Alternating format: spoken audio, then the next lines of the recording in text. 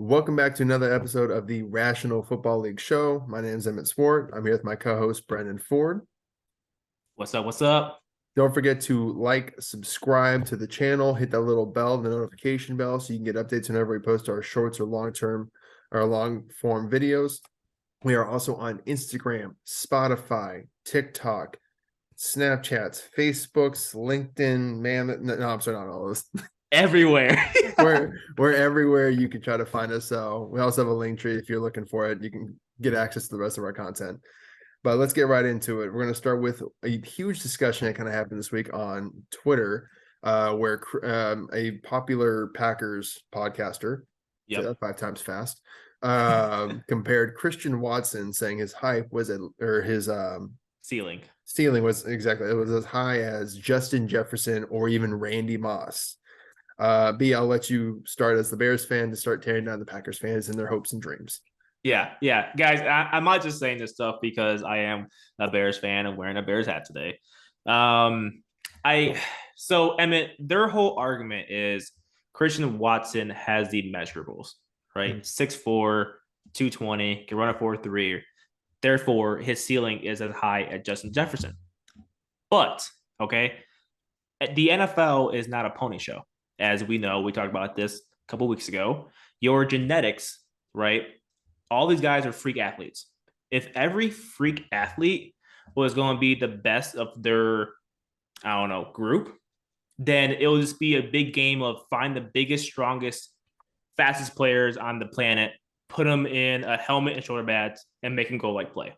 That's not the case. There's more to the receiver position than being tall and fast.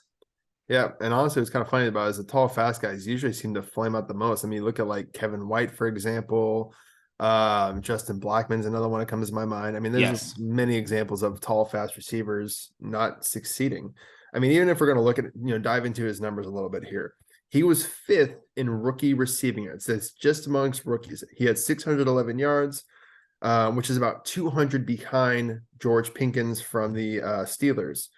And all the top receivers, we went back and kind of looked at their numbers, so you look at DeAndre Hopkins, if you want to look at Justin Jefferson, if you want to look at like Brandon, we went across a plethora of different receivers that are all considered within the top 10 right now. Their rookie years, all of them except 2 had more than 800 yards receiving. The only 2 that didn't were Tyreek Hill and Devontae Adams. Mm-hmm. So that seems to be more of like, oh my gosh, what's the term I'm thinking of? The outliers rather than the standard. So to me, we kind of discussed this because remember you asked me when he got drafted what my thoughts were about him. Yeah. So I actually went back and I pulled the notes. I did send you 4 clips, and in the 4 clips we kind of discussed about, he was taking 4 to 5 steps to get out of his break for hitch routes, curl routes, that kind of nature. He wasn't sinking his hips down. He was having to really like take that extra step or 2 to really start the comeback. At the NFL level, that's too many. You need to be in and out of your break in 2 to 3 steps. At the NFL level, these corners can all get out of their back pedals really quick. They can jump routes. Having those extra 2 steps is really going to drag it. I think we saw that in the season too, because they really towards the end said abandoned all route running with him and said, "Fuck it, you're on go routes, you're on crossing routes, or you're on screens," and that was pretty much it. Right. And it was successful for him because again, he is fast, but teams are going to adjust. They're going to roll a safety down for it or whatever they're going to do. He did have a good, the second clip I sent, I know we don't have these right now, but he had a good job of feeling out the zone coverage. It was a cover 2 play, and he ended up sitting in the hole shot, which allowed, I think it was Trey Lance at the time to find him. In clip 3, they had him run even at North Dakota, they had just running back wheels. They put him in the backfield, had him run a running back wheel because he's a freak athlete. Yeah, he's a freak athlete. He's fast as all hell. Like, we're not discussing or debating that. And then in the final clip is the same thing. He was running a curl route. He had to like take like an extra hop. I think the ball actually got picked off on that one or something. But it's just a matter of there's a little bit more to being a receiver than just being tall and fast and strong. But I do want to also point out, and I think it's absolutely hilarious for Packers fans, just to get back to tearing them down, because I don't want to tear on Christian Watson. He seems like a very nice young man. He's a very good player. Yeah, I hope he's a really good player. I mean, I know a lot of 49ers fans really wanted us to draft him when he was coming out too, for because of the Trey Lance connection. And again, he's a low D1 guy who's trying to make it in the NFL. Like those are always guys you want to root for. Right. I'm just Yeah. pointing out where I think he needs to improve on, and I think he can work on sinking his hips, getting out of breaks a little bit quicker. I think there's a limit to what he can get into. I don't think his ceiling in that regard is Justin Jefferson, but I think it is just get back to tearing down Packers fans here. Why was the only comparison to Vikings receivers? Right. Like, no, you didn't want to compare him to Terrell Owens or or even Bryant, Adams. Nothing, or even Adams. Like you had to go, like it had to be a Vikings comp. Like, let me think. Sure. Tall, fast jumps. Why not just compare him to Calvin Johnson? I mean, yeah, for sure. So was it really about Christian Watson? Were you guys just trying to take down Vikings fans here? Like say, hey guys, look, we got a receiver too. Which fan bases of the NFC North love to do. Oh my God. All of Twitter, we're taking shots at each other, which is fun. Because, obviously I'm a 49ers fan where I deal in the 49ers fandom, which is usually they take shots at each other. Mm-hmm. You guys are petty as hell. I swear to God. It's a fight. I didn't realize how petty you guys were about every little thing. You're just trying to like take a dig here, take a dig there, and you're every single day. Decades. Yeah. You're like, hey, remember that one time Brett Favre was shitty in a game? Yeah. Yeah, that's so true, man. That's so true. But Evan, just going back on like your point too, like saying that Christian Watson's ceiling is higher than currently, arguably the best receiver in the game right now. Yeah, he had based off what though? Yeah, yards as a rookie. He had twice as many yards as Christian Watson did as a rookie. I mean, just sit here and just go with that assumption that, oh, well, he's Justin Jefferson. He's better than Justin Jefferson because he's tall. I mean, I think there's a little bit of a denial starting to set in for Packers fans because they no longer have Aaron Rodgers. They no longer have Devontae Adams. The heyday of the team seems to really be getting behind them. And I think they're starting to fear going into being irrelevant. So they're trying to find a way to stay. Well, see, guys, look, Jordan Love is going to be the next Aaron Rodgers for sure. Look, Christian Watson is absolutely going to be better than Justin Jefferson. I think they need him to be like on a to that point you just said about Love. I'm sorry, I just now thought about this. Someone did, maybe it was the same podcaster, I'm not sure. Jordan Love started one game against the Chiefs. Was it last year or 2 years ago? I don't really remember. I think it was. Yeah. I don't remember, but they pulled up a graphic. It was like, I think the game was on like Fox, right? So Fox put up a graphic showing Mahomes and Love's like stats at that point, like the game. And Love had like comparable stats to like Mahomes. And they're like, see, at this point in the game, they had the same amount of through stats. The second quarter of one game. He had the same numbers as Mahomes. So therefore, he's gonna be a top 5 quarterback this upcoming season. I'm like, guys, that's not the way it works. And trust me. Okay, I know I am a Bears fan, okay, but I'm not praying in anyone's downfall. Like, I'm not saying Love and Watson are going to be just bad players. They probably will be good, okay? But, like, let's wait to see what they do first. I do want to add this disclaimer for myself. I love Wisconsin. I went to college out there with you, obviously. It's a nice state. It's a great food. Great food. Oh, great drinking scene. Yeah. There are more hidden beauties in Wisconsin than I think most people will even realize. And I keep trying to convince people, like, you need to go out there and see this place. Like, it doesn't sound like it, but it's really cool. So it's not a matter of I just hate Wisconsin. Like, I just think it's a matter of, I think that you need to set some real expectations in here. You can't assume every quarterback you're drafting is going to be, the next Aaron Rodgers or Brett Favre. And now that I'm realizing we're saying this, I swear to God, if this dude becomes the next Brett Favre or Aaron Rodgers, we're going to have so much egg on our face. Oh, you know what? That comes with the territory, and we're not the only people saying this. I mean, like, at some point, like, if he does end up being another Hall of Famer, then the Packers, I don't know how they find quarterbacks, but whatever their like secret sauce is, please share it. Please share it with like the Bears even. Like, I think the NFL I don't know how they keep finding all these Hall of Fame quarterbacks. You know? Yeah, I don't know. But again, I think it's just a matter of, I think there's a little bit of a fear of fading into irrelevance because they haven't been irrelevant in like 30 years. They're also not a big, attractive destination to free agents. They're not really known for spending a bunch of money.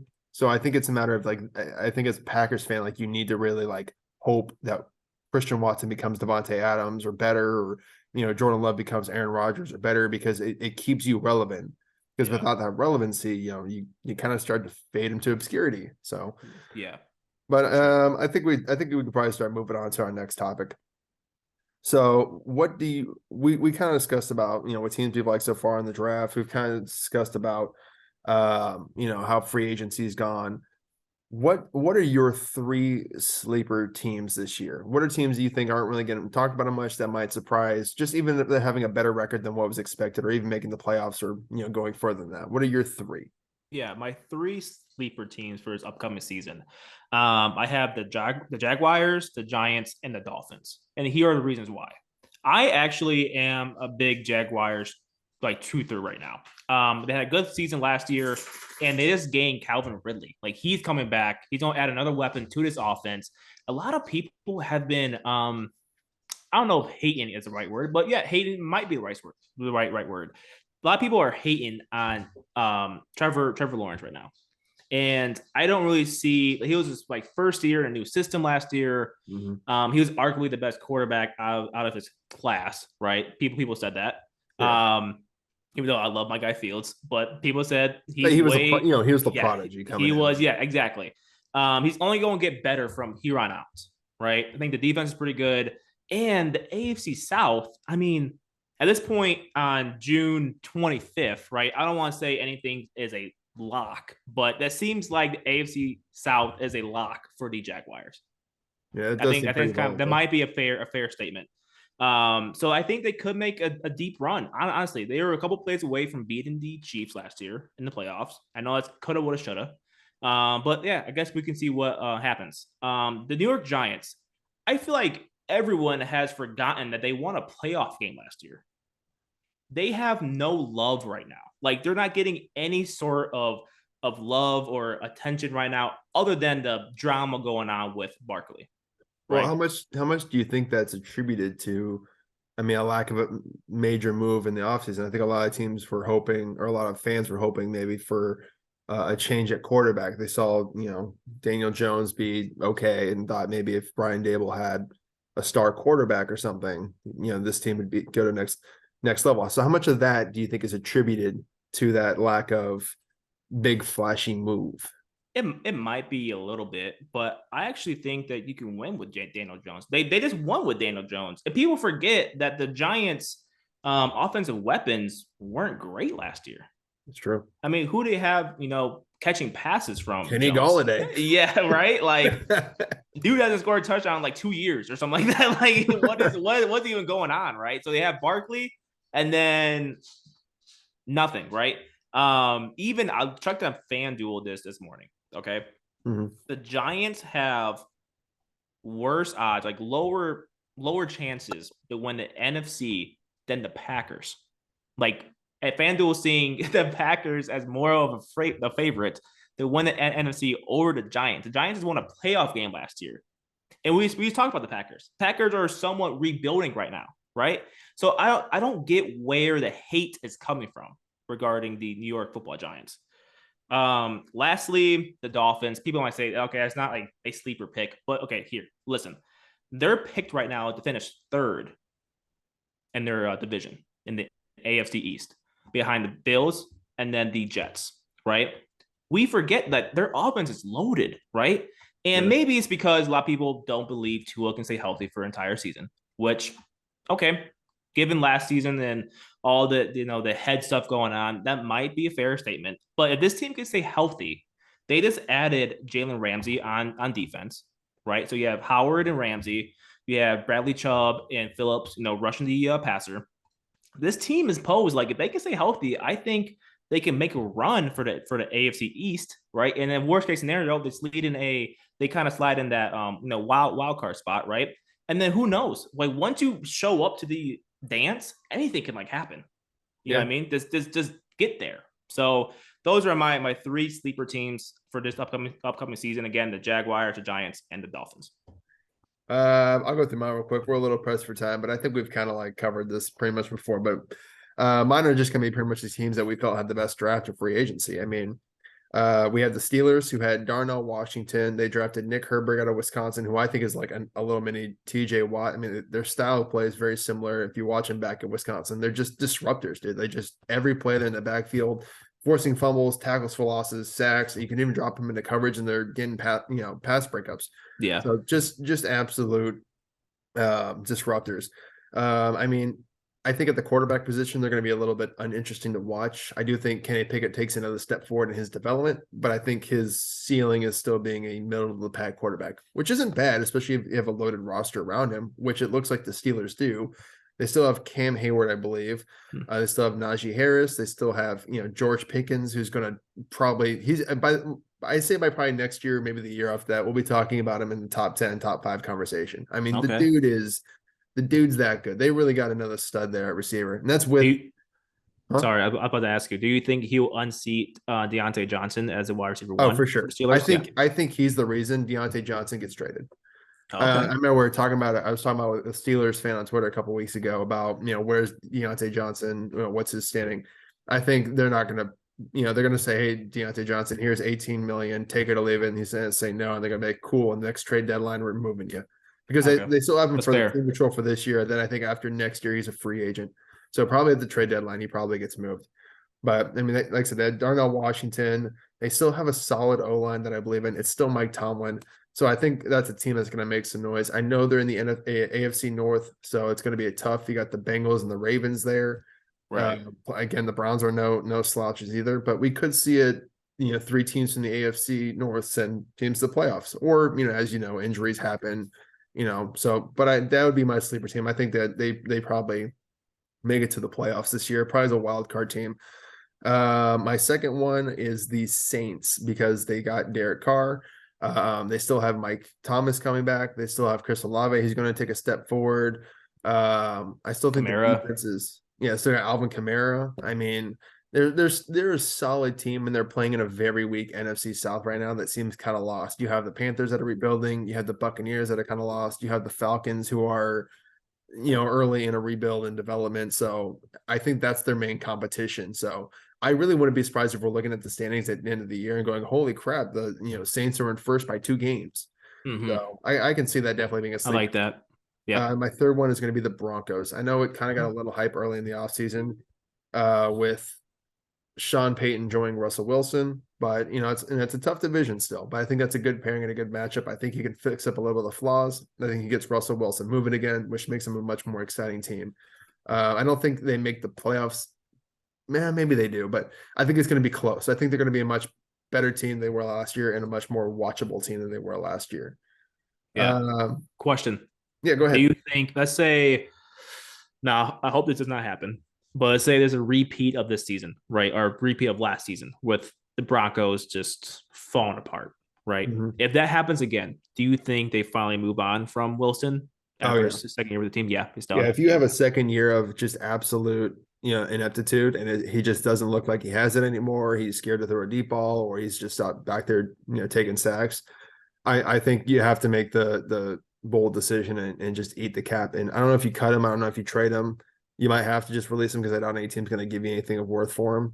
But I think, at that point, you cut bait and you see what you can get in the draft because I don't think they'd fire Sean Payton after 1 year of that. But I think the general manager that traded for him would probably be out. Who is it? Is it Patton or no? Who's whatever the general manager there is at the Broncos are? We can't remember. I can't even think. Yeah. But he would probably be out, would be my guess, because he's the one that brought Russell Wilson in and gave up a huge package for him.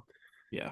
But I'm not hoping this happens, but just think about this. If they do fall apart again and they're in that conversation of having potentially a top 3 pick, could you imagine that kid from USC with Caleb Williams with Sean Payton? Can you imagine that? Well, here's what would be interesting about that, because if the season goes the way we think it will and the Cardinals get the number 1 overall pick, I mean, they have Kyler Murray, so more than likely they're going to keep rolling it with Kyler Murray, which means Caleb Williams is up for any team that's willing to give the Cardinals the biggest package.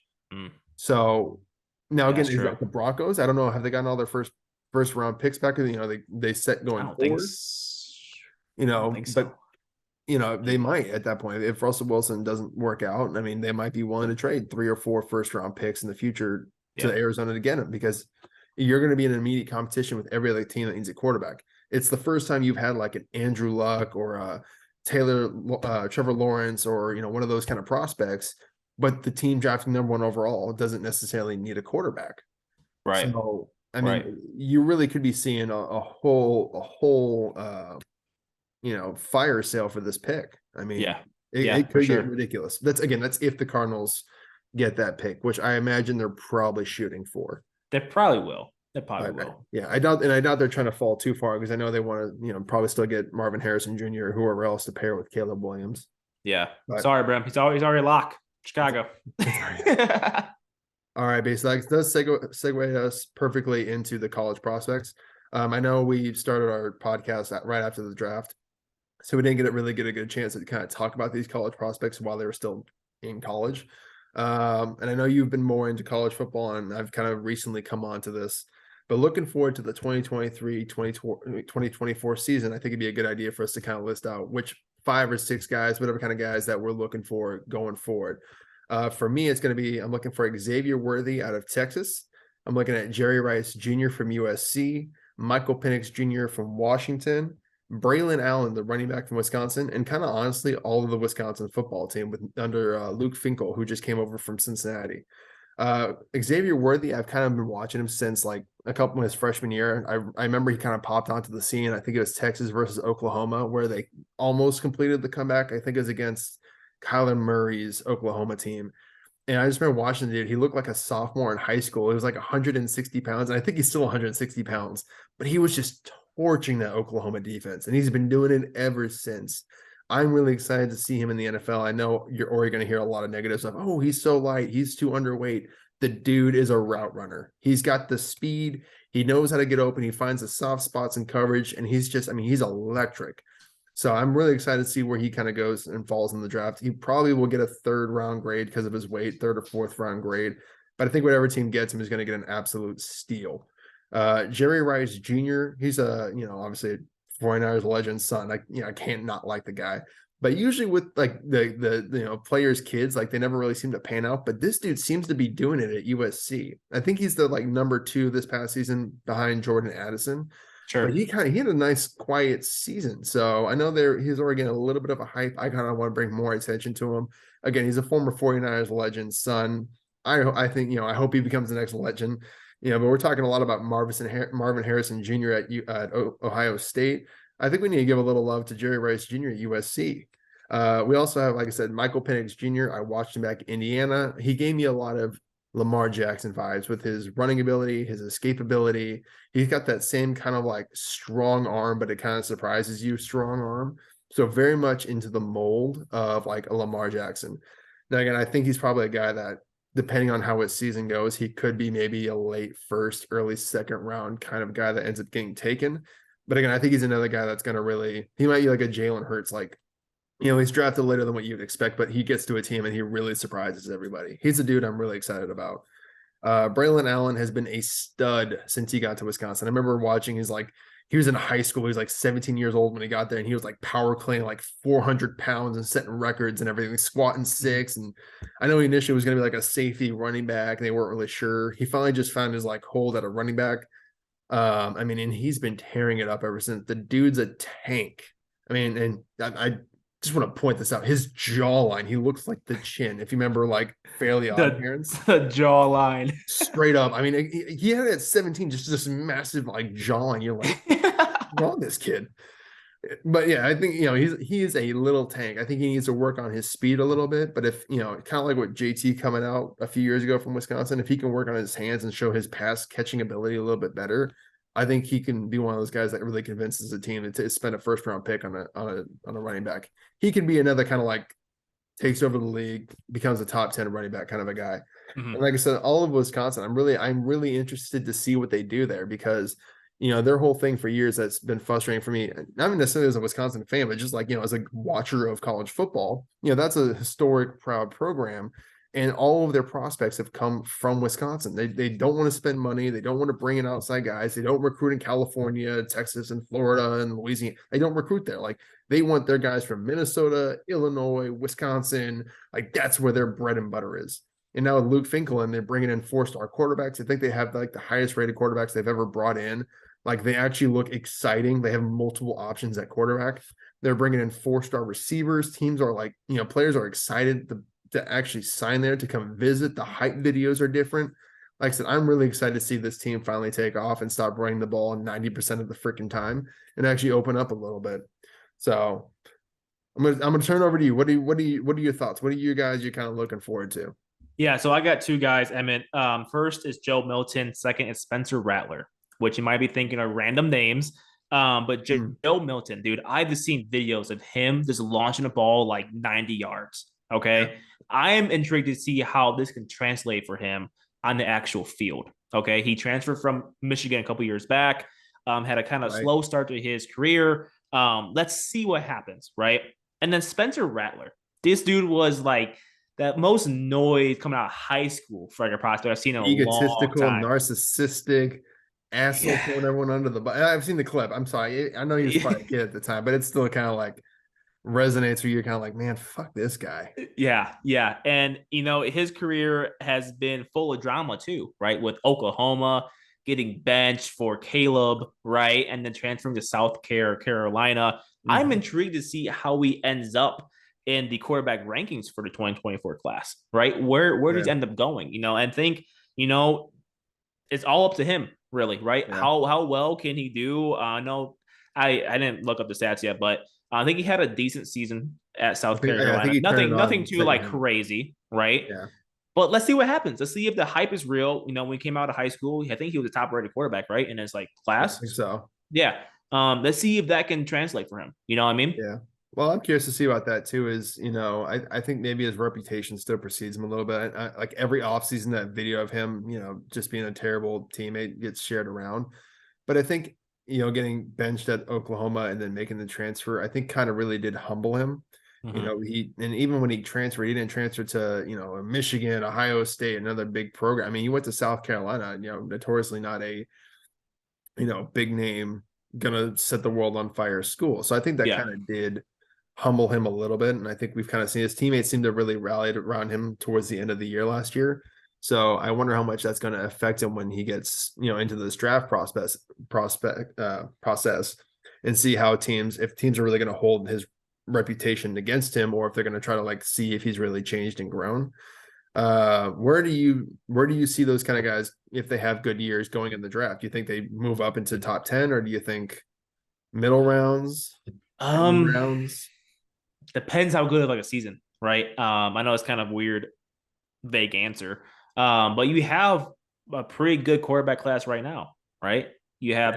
You have Caleb from USC, Drake May from North Carolina. Michael Penix has been getting a guy. He's been getting some like love. You have Bo Nix. You have Quinn Ewers out of Texas, right? So Yeah. it's kind of why I want to kind of bring them up because there's a pretty solid quarterback class right now. Yeah. I can see Milton like, dude, what he's 6'4", 240, can throw the ball far. Like if he has a good season, I can see him being a Yes, first round especially in pick. that really weird Tennessee. I mean, Tennessee runs a effective, but the really strange kind of offense. It's different from what a lot of other kind of offenses you see. Like they stack dudes on the numbers. They all run like what seems like choice routes, kind of whatever they want. It almost feels like Mm-hmm. backyard football. Yeah. I feel like they can do that with him. I mean, like Duke can throw it like 300 Yeah. yards. Like it's crazy. Yeah, I'm Then really you have excited. I'm really excited for this draft. I think this is going to be like one of those 2011 drafts where there's so much talent. There's so many quarterbacks. I'm really excited for it. There's a lot of. I mean, you got to think about it. You still have like Brock Bowers. You still have the big names, the Marvin Harrison Juniors, and there's a lot of big names coming into this draft. Blake Corum from Michigan should be yep. another good one. I mean, um, yeah, I'm really excited about where this draft is going to go. I want to throw one more last name to Yeah, you and see what your opinion is of this. for sure. JJ McCarthy, the It's a good former one. lacrosse player. Where do you? I mean, he came on late from Michigan. They switched him, I believe, halfway through the year, right? So yes and no. So this is his oh actually, this is his first full season, right? Being a starter. Yeah, coming up is going to be his first Yeah. full year. Yeah, Yeah. because I think last year he came in about halfway. They made a quarterback change to him instead. Yeah, I think you might be talking about his freshman year. I think last year he was he? I'm not too certain on that. You're probably right. But yeah, he's gonna be interesting. So coming out of high school, I think he was rated sixth best quarterback in his class. Mhm. And given a guy part of programs, so usually I mean, it's not always, right? But usually quarterback for a top 5 program, which Michigan has been the past 2 years, have garnered a lot more love, right? I feel like things are quiet right now about Yeah. JJ. I don't see him getting much love right now.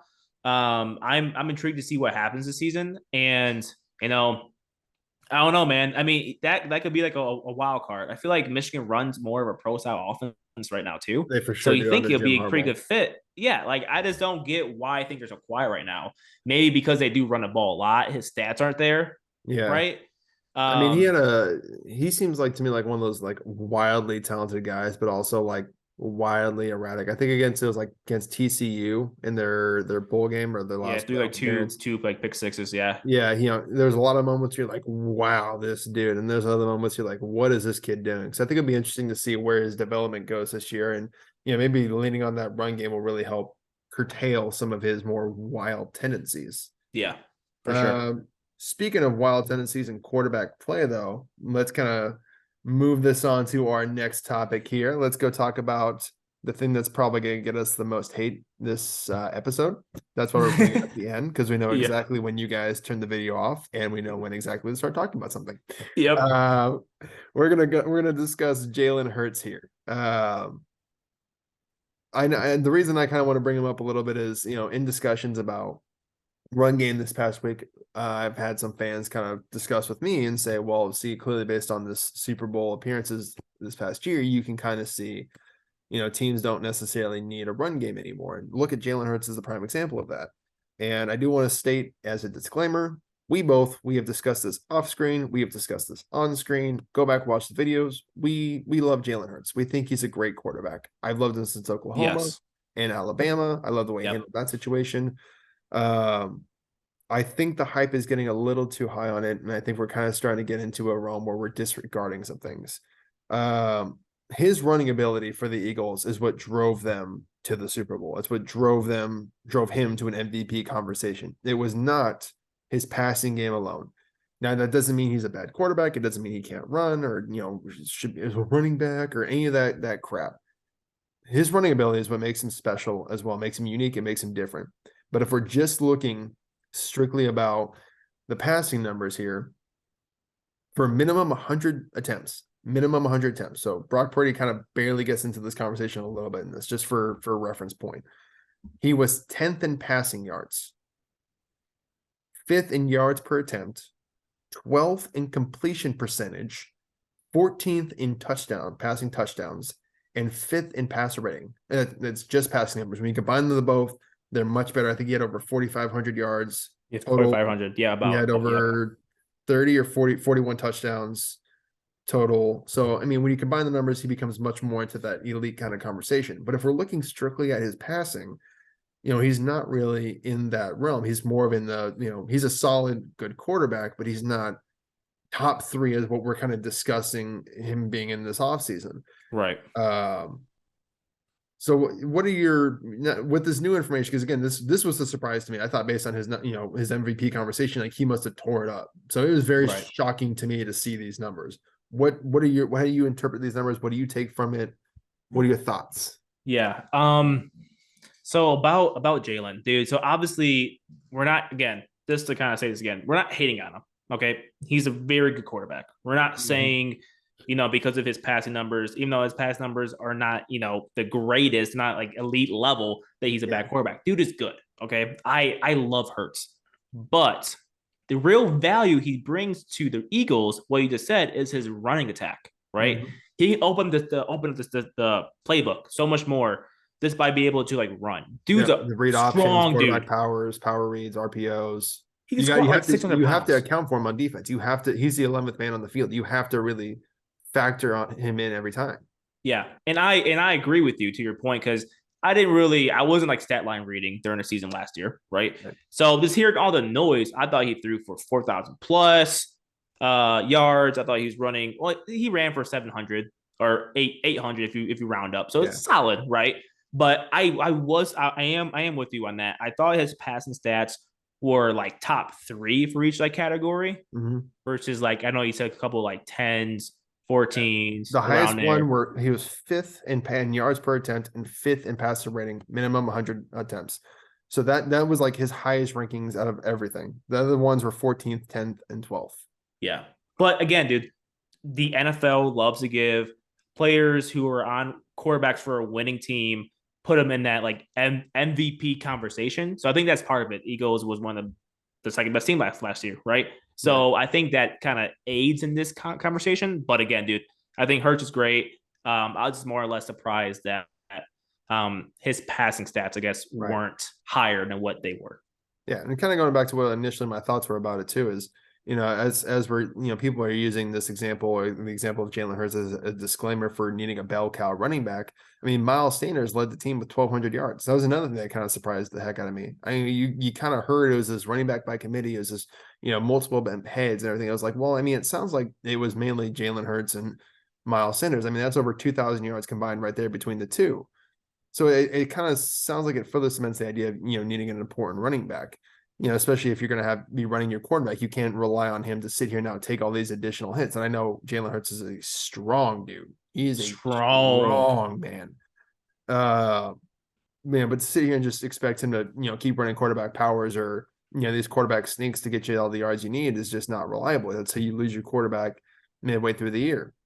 And you obviously don't hope that happens, but you do open yourself up to that possibility now that Jalen Hurts isn't more into the MVP conversation and more into like a top 3 quarterback. And I know the Eagles did lose their offensive coordinator. I believe he went to Indianapolis, right? He's a new head coach. Yeah, they lost their defensive coordinator too, which is that's different than our topic now. Not really relevant to what we're discussing right now, and he kind of blew a lead. But either way, do we see the same Jalen Hurts next year? Do they run him as much now that they're also paying him too? Do they allow him the freedom to keep, or do they start pulling that back like we kind of saw with Josh Allen as well, where they've kind of pulled back his running and are demanding and asking him more and more to run less and throw more? Where do we see this going with Jalen Hurts in his future? And I want to bring this up too. I forget who exactly said this statement, but someone from the Eagles camps did say, like, yeah, we expect there's so much more room for growth with Jalen than what's like he's not a finished product yet. No. Which I just want to say that because we also believe that. We're not saying like it's only his third year. He's going into year 4. I mean, dudes are, he's still got probably another 5 years of development to go through. Right. We're making a case that he's not like top 3 right now. No, not right now. I mean, again, if we're looking, I would say he's probably in the top 3 if we're including his rushing numbers. I mean, for sure. Yep. Sorry. Just like as strictly a passer, he's not top 3. He's probably, top 12. I mean, but it was just, again, it's really mind-boggling to see these numbers here. And like I said, we've kind of looked at his future there with the reduction in running, and I'm sure some of these passing numbers will increase. And I wouldn't be surprised if by the end of this upcoming year, he's top 10 in all these categories, because that would be the next logical step in his development. But I also want to bring up his past a little bit. We're going to rewind the clock 1 year, and we're going to include a little Bears conversation in this as well. There you go. And we were kind of looking at Justin Fields' stats from this past year, and Jalen Hurts' numbers from his second year, and it's scary how eerily similar they were. And to kind of get them pulled back up here real quick, because I mean, I really want to be accurate in what we were discussing. So I'm going to go to their stats real fast here. They were about the same for every single category. Yeah. So I'm going to run through them real quick right now. So Justin Fields had a completion percentage of 60.4% his sophomore year. Jalen Hurts had a completion percent of 61.3% his sophomore year. Average for Jalen Hurts his second year, 7.3 yards attempts. Justin Fields was 7.1. 17 touchdowns for Justin Fields compared to Jalen Hurts' 16. 9 interceptions for Hurts, 11 interceptions for Fields. Quarterback rating of 85.7 for Fields, 87.2 for Jalen Hurts, and even QBR of 54.8 for Jalen Hurts and 54 for Justin Fields. The biggest difference is their passing yards. I mean, Justin Fields did throw for 2,242 yards versus Jalen Hurts' 3,144 yards, but Jalen Hurts also threw for 432 attempts versus Justin Fields' 318 attempts. So if you gave Justin Fields 100 extra attempts, that's about 800 additional yards based on his average that you can factor in, which puts Justin Fields at about just over 3,000 yards.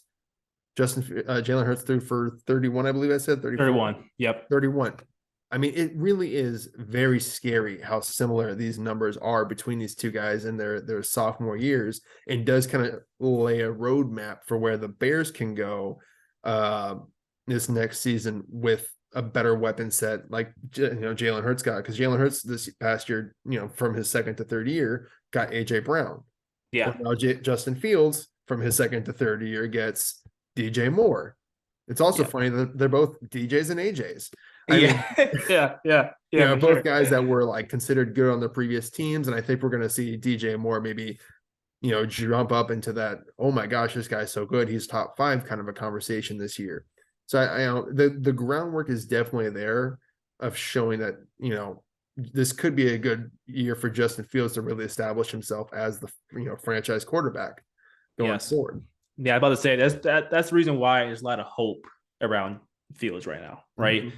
And even add another layer of context, like when you compare Jalen Hurts and Justin Fields' sophomore seasons, like you can arguably say that Hurts still had a better supporting cast, right? He had better O-line. Pretty much the same O-line. They didn't have AJ Brown yet, but they had pretty decent receivers. I think Devontae Smith, I believe, right? They even made the playoffs. I think they lost the Bucks that season. I think so. Yeah. I was just saying the Slim Reaper, which is the coldest nickname I've ever heard in my life. That's the coldest nickname. No, I 100% agree with you there. Being called the Slim Reaper is crazy. But like now that he said like that nickname is wild. Oh god, now I'm just thinking about like some dude that's like thick and getting in the NFL. Oh, it's the Thick Reaper. That's just. It's like oh, dude, that hurts. That hurts. Oh. I am going on like a diet after I hear that. But dude, I mean, like, so that's why there's so like much hype, noise, hope around Justin Fields. Is like he did all of that, like comparable numbers to Hurts, even with a bottom feeder roster around him. So. Yeah. I'm excited for it. I'm curious to see what FanDuel says about it, which we're going to use as a segue for our next topic here. Yeah. Sports betting in the NFL this offseason seems like it's become very problematic, and it's kind of now extending it maybe to a couple other leagues as well. I know you're really big into sports betting. I don't bet because I really hate to freaking lose. So I especially hate freaking losing money. I lose money all the damn time, man. Don't say that. Don't say that. We're going to be running a sports betting thing this year. Yeah. Take my bets. I lose a lot of money every year. Well, I'll never. Hey, trust me, I'll never promote my bets. Y'all do not listen to me. But we've seen a lot of guys, like what was it, 4 or 5 guys from the Lions got in trouble. The NFL's now how to put a statement out about it, and how to handle it. And now all players are getting courses and what they're allowed to bet on and what they shouldn't bet on, and everything else. Even this past week in the NBA draft, Shams. I don't remember his last name, but I just know him as Shams. Tweeted out, I think it was the night before the draft, that Scott Henderson, was almost a lock to go number 2, and that's what he was hearing from, Portland, or no, I'm sorry, from, oh geez, who went number 2? It was Charlotte, number 2, Charlotte. And Shams works for FanDuel. And so he was, again, tweeting out like, oh, it seems like it's a lock, which, switched the betting odds and obviously switched people's opinions because he's a very reliable source, a very reliable insider. And then come draft time, Braxton Miller got drafted number 2 overall to Charlotte, which obviously made FanDuel a crap ton of money because now a bunch of people just threw money on Scott Henderson to go 2. Do we see this as a regret for these sports leagues for getting into bed with betting, or how do you manage this? Where are the repercussions for it? Where do we go from here? Yeah. I don't know if there's not much that they can do. Talk about the actual sport leagues. Reason being is because sports betting is basically like a free market, right? Stuff changes based off news, opinions, right? Yeah. And the more, so going for your example, right? A lot of fans were placing money on that player. I already forget his name. to go number two, and he didn't end up going number two, and the risk falls on the actual end user, right? Because obviously it was like a huge like guess, like you can't really predict like the future, right? But that kind of catches wind, and a lot of people do it because they see that player has better odds to go number two, and you can go, oh, okay, they have better odds now. I'm gonna put $50 on him to go number two, right? And doesn't actually happen. So same thing, like so I mean, but at what point is it an issue of? I mean, this is obviously seems like the most egregious example of it. Does it seem like okay, this was definitely a ploy, a cahoots, a fraud? Like this was he was told by FanDuel to tweet this out to affect the odds and get people to. I mean, again, he's like the Ian Rappaport of the NBA. If Ian Rappaport said, "Hey, D Hop is signing with the Colts," and you quickly place a bet on him to go to the Colts, and then he signs with the Titans, I mean, you're gonna feel like you got cheated. Oh, for sure. I mean, like, dude, if let's say that scenario is true, like him and FanDuel has some agreement and say, hey, you lie about this source so we can get a bunch of bad bets in and make a bunch of money, that would be bad. Like, sorry, excuse me. I'm not sure what exactly would happen. Like, I mean, can he like get fined for that? Like, who would even fine him? Like, I'm not sure. But could he be sued? Could FanDuel be sued? I mean, how do you get evidence to prove that? Yeah. Yeah, dude, I'm not sure. That's a very deep, like complex topic. I'm not sure. I think we've exited the realm of sports here. So let's Yeah, well, the main point I want to make here is if some insider does that, right? Mm-hmm. They better be damn sure that that does not get out. Like the news of that happening does not get out because that is a career-ending move, right? Is it career-ending if your employer is the one that told you to do it? Like, again, he's employed by FanDuel. Is he employed by FanDuel? By FanDuel. I didn't know that. So I mean, they're the ones that got Kate Adams to leave Good Morning America to do a solo show for them as well. I think it was like FanDuel Network. Yeah, it's on FanDuel TV. Yeah, they have FanDuel TV now. So he's employed by FanDuel. So I mean, I didn't realize that.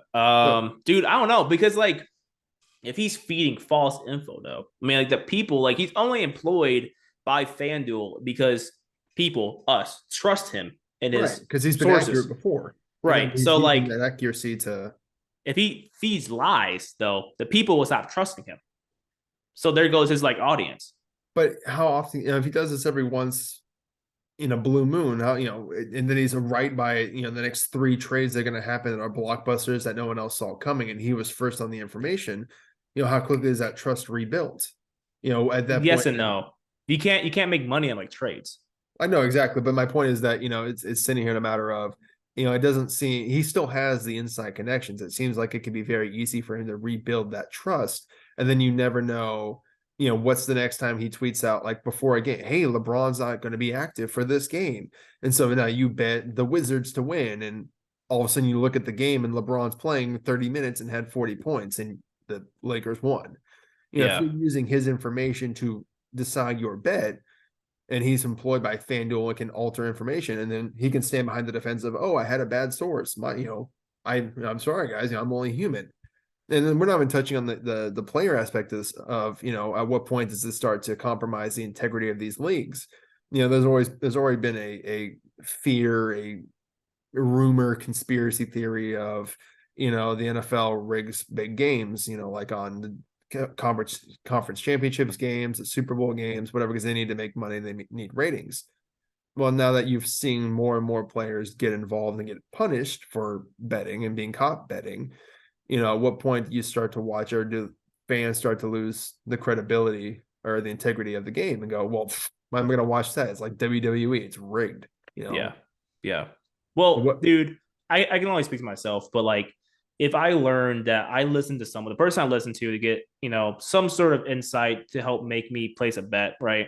And if it came out that dude was lying to help the betting house, like FanDuel, dude, I would never listen to that guy ever again. Yeah. Because like I feel like once you mess with someone's money, all ties are cut. Like if, let's say, for example, Adam Schefter was working for like FanDuel, right? And he was saying, hey, the starting running back of some team is out this week. whatever. And if I take that insight and go, oh, hey, the starter's out, I'm gonna place a bet on the backup to get 100 yards rushing. Yeah. And it turns out that dude was like the starting running back wasn't actually hurt at all. And he was starting, and I just lost some. I mean, like I wouldn't place that much money on this type of bet. But let's say like it came out like, oh, Adam Schefter lied about that just to help FanDuel get more money based off this one player. Dude, I'm never listening to Shefty ever again in my life about anything. And I give you like a real aspect, real life example of something that could happen. Again, this is just an example, but say it's Sunday morning, the Chiefs are playing the Bills. Mahomes has had a questionable ankle all week, and 30 minutes before the game, Ian Rappaport tweets out, "Oh, looks like Patrick Mahomes has been downgraded to out. He will not be playing today." I mean, how many people do you think are going to immediately put $1,000, $10,000, $20,000 on the Bills to win? Right. While the odds are still good and they haven't been flipped yet, to be the favorites. Right. You go and watch the game, you're like, I'm going to make a bunch of money now. This is going to be great. And you go put the game on, and there's Mahomes running and doing laps and sprints and stuff. You're gonna lose your freaking mind. Yeah.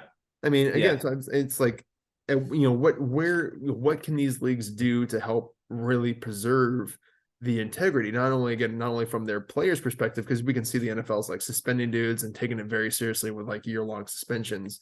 They're now trying to like really re-emphasize to them like, hey, you can bet on other leagues' games, but you can't bet on any game in the NFL, which kind of seems like it should have been common sense anyway, but whatever. Yeah, facts. But guys are trying to get away with it, like betting through a fan, friends, or I didn't place that bet. My cousin had $2 million he bet on us to lose. Yeah, right.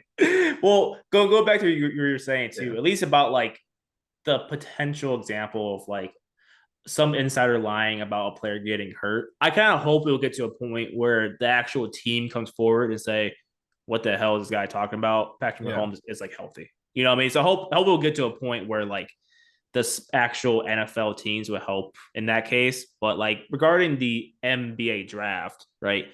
The team's not gonna come forward and say, "Hey, no, we're actually taking this guy. Like we're taking this guy here." It's never going to happen. So I don't know. I mean, there's a lot of gray areas. So I guess, man. Like morally, what are we doing here? Do we have to rely on the morality of certain insiders of like, hey, they're not going to be giving us bad information, or is it a matter of, hey, as a bettor, like you should know you shouldn't bet on it. Like I know baseball games aren't typically bet on because they're so volatile. You never know what's going to happen one game to the next. So I know they're not as big of betting opportunity as like a football game. Like I would never like bet on draft picks because again it's so like volatile. Like you don't know what's going on. Like I would never do that. So I don't know. I mean, so maybe it's the onus is on the fan to know like, hey, you shouldn't be betting on this.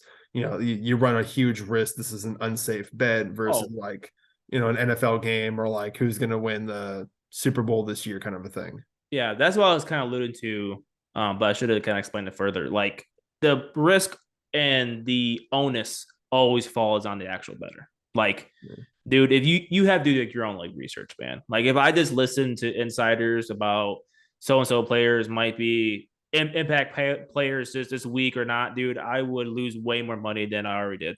Like you got to do your own research, like your own data, like analyze it. Like if you're just relying on a person to tell you to do something, you already lost, dude. Well, at what point does these sports leagues step in and say, hey, we have this agreement with FanDuel or DraftKings or whatever, but you guys aren't allowed to employ any insiders. You guys, you can use the Vegas, whatever Vegas does to get their information and stuff. Like we'll relay as much information as we can and updates so you guys can put odds out, but like you're not allowed to be able to have a way of controlling what the voice is.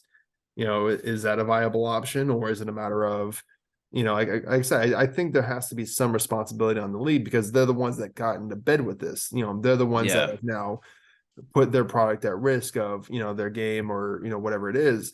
They're the ones that are now sitting here and running all these advertisements and having it all over their fields and their sponsorships and everything else. They're throwing it into the fans' face of, hey, you should be placing these bets. You're smart enough to place it. I mean, even on the was the NFL Fox Sunday, the take Terry Bradshaw's money, you place, that's it's free. You do the stupid. 5 bets. And if you get all 5, you get $250,000 and it's free to do. Yeah. It's like, entry level baby steps on how to get into betting. So I mean, Yeah. they're really, really pushing it now. All these sport, and now every league is pushing to have a team in Las Vegas. I know Well, it happened with hockey. I know it happened with the NFL. I know, now the thing is the A's are moving to Vegas. I'm sure, an NBA team will be in Vegas soon. I'm sure they'll rip some team away from somewhere and put them in Vegas. yeah. So, I feel it like seems, go I on. feel Sorry. like I was gonna say like just this quick point because I know we're kind of running tight on time. But I don't think sport like what power does the actual sport leagues have over these betting companies, right? Because Well, like can they really tell them like who they can and cannot hire? I mean, unless this would make things very very weird, right? If NFL somehow acquired FanDuel, which would make things worse, right? yeah. Because then now you own this betting company, right? But that's the only way. I'm not sure how can good old Roger tell FanDuel, hey, you can't hire Ian, Rappaport or Well, I mean, it could be Schefter. in the contract, like, hey, you're allowed to place bets on our sporting games, and we're going to give you this additional information of like who's hurt, what's looking like this, where, where's a coach going to hire potentially wherever, give you this additional insights, but you need to follow our rules, and our rules are we don't want you guys to have an insight. You can have like a good morning show with Kate Adams or whatever and have people talk about things, but you can't have like an Ian Rappaport or a Shams, or you can't have you can't allow this. I mean, it's a contract. It's an agreement between these two companies. We Yeah, give you additional access into our data and inside information that allows you to place better odds. That way you guys have a better chance of making money on, the information. Like I said, you just get into kind of a dangerous area when, you have the gambling companies being able to control the narrative and control, what stories are coming out. It's scary how simple a little tweet was that can just be easily written off as he had bad inside information. I mean, could have possibly made them millions of dollars and cost people a lot. And yeah, again, I believe some of the onus for sure is on the fans. Like, don't, if you're going to bet on the draft, small bets, yeah, keep your risk good. I do some stock trading, so I know, if I know there's a volatile stock, like I'm not gonna, go all in and place my whole account on it, but what's it called, I'm gonna scale down my bets, yeah, to match what I think is appropriate. So again, I think that onus for sure is on fans, and they need to understand that and not go wild with this. But again, I just also think there's an onus on the sports leagues and on these gambling companies to, not take advantage and not, set people up for bad situations. yeah, for sure, for But sure, I think that kind of wraps up this episode this week. I'm sure that'll be a topic that we explore again at some point when it becomes an even bigger issue, because for I'm a while. sure, yeah, that's going to be the future here. But Yep. as always, it's great talking with you, B. And don't forget to all our viewers out there to like, follow, subscribe, hit that little bell at the top so you can get notified whenever we post content, and check out our other forums. Until next time, guys, this has been the Rational Football League show.